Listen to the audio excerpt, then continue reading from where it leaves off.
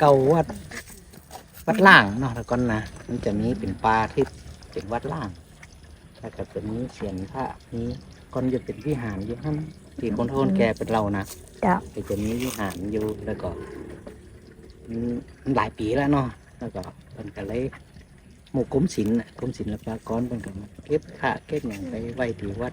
เจ้าตุ่นของวัดศรีคมคำ เจ้า แต่เสียนผ้านี่เป็นออกไปก็ได้เอาได้ตัวได้ทั้งก็มันจะอยู่นี่เลยเนี่ยตัวของผ้านะจะอยู่ในหินอย่างนี้ต่างๆนานาอาจจะนิรานไว้เนี่ยแต่เสียนผ้านี่อยู่นี่มา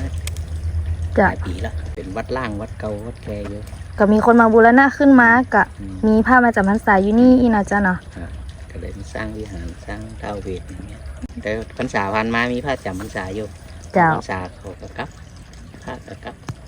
เขาเป็นมาพักบ่ได้เนาะนิมนต์พระดังเจ้าคณะตำบลเพิ่นก็เอาพระมา มีพระรักษาการแทนอยู่ตั้งพระวัดบ้านหมางวัดแสนหลวงมารักษาการอยู่นี่รูปหนึงรักษาการแทนเจ้าอาวาดนี่นะ เจ้า ถ้ามีงานวันศีลวันอย่างกันนิมนต์เป็น อืม